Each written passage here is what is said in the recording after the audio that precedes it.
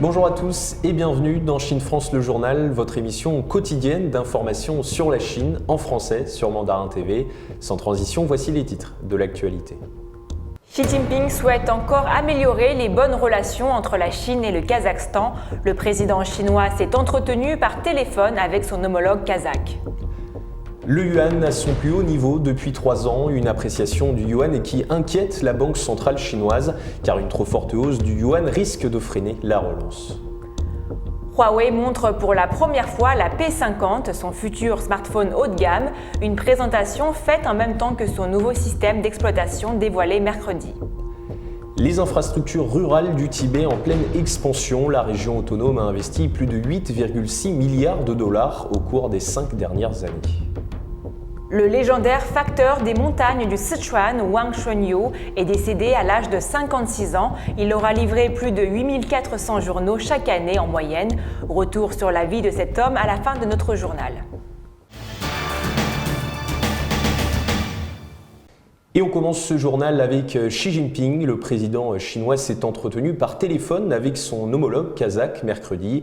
Les deux hommes ont affirmé vouloir accroître les relations déjà bonnes entre les deux pays, comme nous vous l'expliquons dans ce sujet.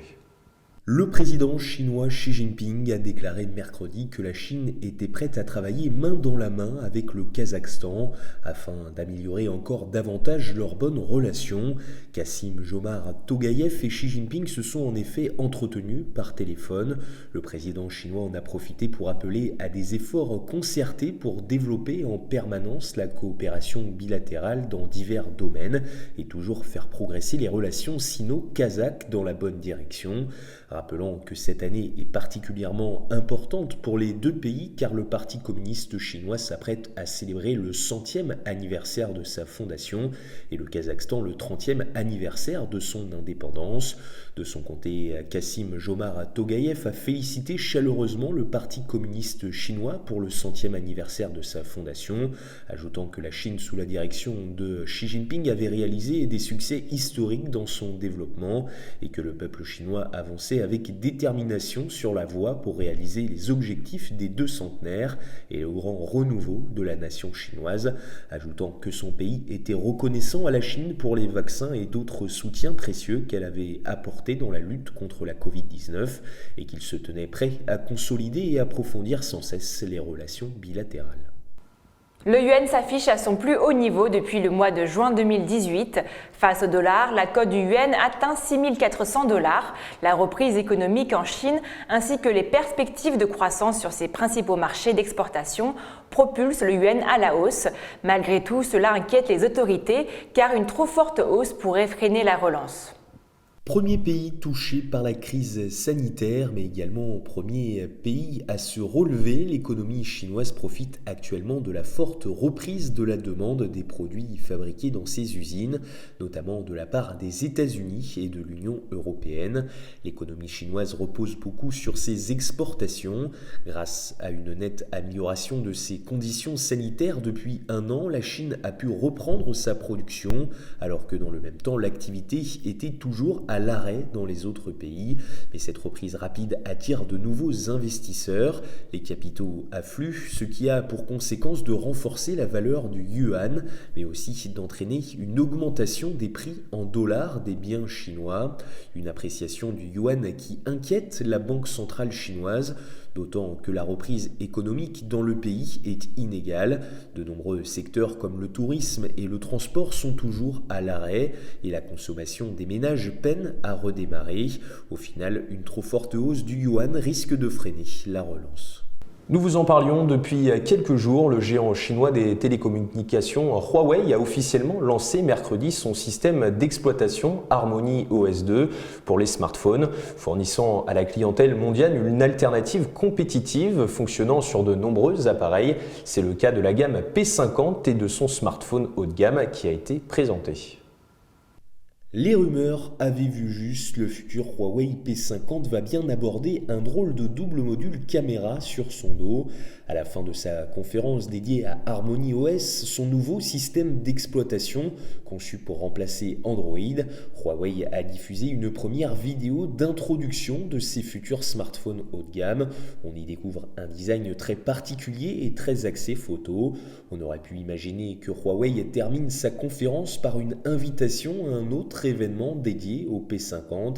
Ça n'a malheureusement pas été le cas. À la place, la marque chinoise a préféré expliquer que le smartphone devait originellement sortir au printemps, mais qu'elle avait pris du retard pour diverses raisons, notamment la crise du Covid-19, des problèmes d'approvisionnement à cause des États-Unis, mais également une pénurie de composants. Selon les rumeurs, la gamme P50 devrait une nouvelle fois miser sur la photo pour se distinguer de la concurrence avec des capteurs inédits. Cela concernera le P50, le P50 Pro et d'autres modèles. Tout ce que l'on sait pour l'instant, c'est qu'ils tourneront tous sous HarmonyOS plutôt qu'Android, comme tous les futurs smartphones de Huawei à partir de maintenant. Au cours des 5 dernières années, le Tibet a investi plus de 8,6 milliards de dollars dans la construction d'infrastructures rurales, modifiant ainsi considérablement cette région autonome du sud-ouest de la Chine. Désormais, l'eau potable est accessible à plus de 99% de la population. La région autonome du Tibet au sud-ouest de la Chine a investi plus de 54 milliards de yuan, soit environ 8,6 milliards de dollars dans la construction d'infrastructures rurales au cours des 5 dernières années.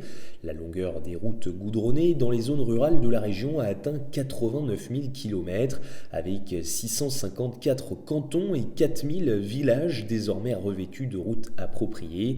Toutes les zones rurales du Tibet ont par ailleurs désormais accès à l'eau potable. Le dernier tunnel pour la deuxième grande autoroute reliant le comté de Metong au reste du Tibet a été achevé fin mai. Après l'ouverture de l'autoroute à la circulation en septembre 2022, la distance entre les zones urbaines de Ningxi et le comté de Metong sera réduite à 181 km au lieu de 340, le temps de trajet étant quant à lui réduit à environ 4 heures par rapport aux 12 heures précédentes. Tsering, un habitant du comté de Metong, a déclaré que l'ouverture de la nouvelle autoroute en 2022 stimulerait son activité de vente de feuilles de thé et de pots en pierre. En 2020, la préfecture de Ngari a été reliée au réseau électrique de l'État afin que tous les comtés et districts de la région aient accès à l'électricité. Enfin, depuis le 18e congrès national du Parti communiste chinois en 2012, la région a investi plus de 5,1 milliards de yuan dans 18 000 projets d'approvisionnement en eau en milieu rural, rendant ainsi l'eau potable accessible à plus de 99% de la population rurale de la région.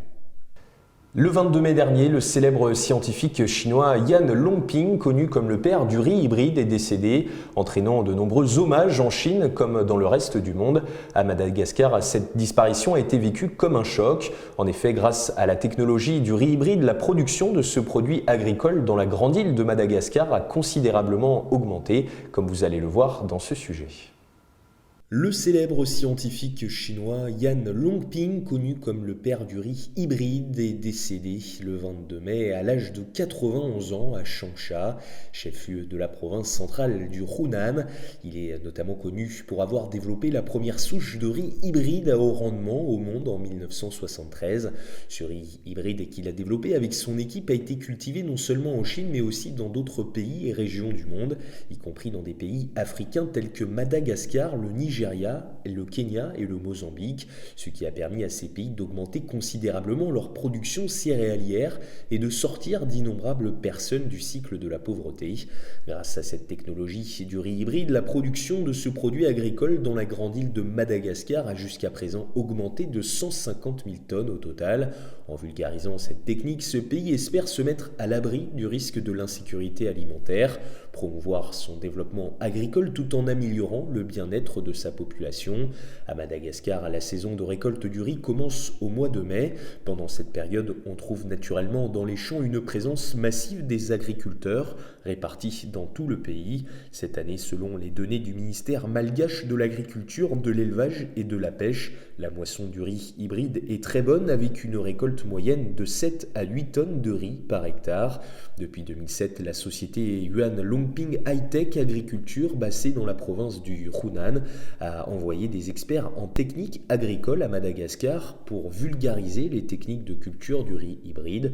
10 ans après l'implantation des technologies du riz hybride, Madagascar dispose désormais d'une plus grande superficie de plantation du riz hybride au plus haut rendement en Afrique et est devenu le premier pays africain à avoir réalisé le développement de toute la chaîne industrielle du riz hybride, à savoir la sélection de semences, la production de semences, la plantation et la transformation et la vente.